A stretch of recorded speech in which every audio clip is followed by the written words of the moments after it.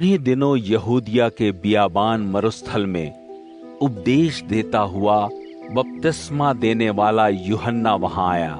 वह प्रचार करने लगा, मन फिराओ, क्योंकि स्वर्ग का राज्य आने को है।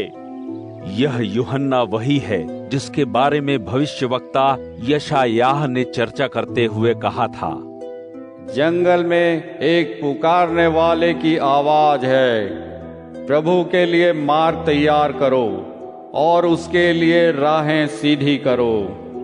यूहन्ना के वस्त्र ऊंट की ऊन के बने थे और वह कमर पर चमड़े की पेटी बांधे था। टिड्डियां और जंगली शहद उसका भोजन था।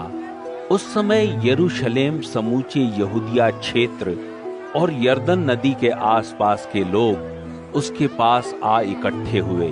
उन्होंने अपने पापों को स्वीकार किया और यरदन नदी में उन्हें उसके द्वारा बपतिस्मा दिया गया। जब उसने देखा कि बहुत से फरीसी और सदुकी उसके पास बपतिस्मा लेने आ रहे हैं, तो वह उनसे बोला, ओ सांप के बच्चों, तुम्हें किसने चेता दिया है कि तुम प्रभु के भावी क्रोध से बच निकलो? तुम्हें प्रमाण देना होगा कि तुम में वास्तव में मन फिराव हुआ है, और मत सोचो कि अपने आप से कहना ही काफी होगा कि हम इब्राहिम की संतान हैं। मैं तुमसे कहता हूँ कि परमेश्वर इब्राहिम के लिए इन पत्थरों से भी बच्चे पैदा करा सकता है। पेड़ों की जड़ों पर कुल्हाड़ा रखा जा चुका है, और हर वह पेड़ जो उत्तम फल नहीं देता काट गिराया जाएगा और फिर उसे आग में झोंक दिया जाएगा। मैं तो तुम्हें तुम्हारे मन फिराव के लिए जल से बपतिस्मा देता हूँ, किंतु वह जो मेरे बाद आने वाला है मुझसे महान है। मैं तो उसके जूतों के तस्मे खोलने के योग्य भी नहीं हूँ। वह तुम्हें पवित्र आत्मा और अग्नि से बपतिस्मा देगा। उसके हाथों में उसका छाछ है, जिससे वह अनाज को भूसे से अलग करता है। अपने खलिहान से वह साफ किए समस्त अनाज को उठा इकट्ठा कर कोठियों में भरेगा, और भूसे को ऐसी आग में झोंक देगा जो कभी बुझाए नहीं बुझेगी।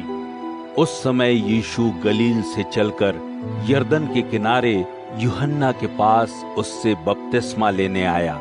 किंतु यूहन्ना ने यीशु को रोकने का यत्न करते हुए कहा, मुझे तो स्वयं तुझसे बपतिस्मा लेने की आवश्यकता है, फिर तू मेरे पास क्यों आया है?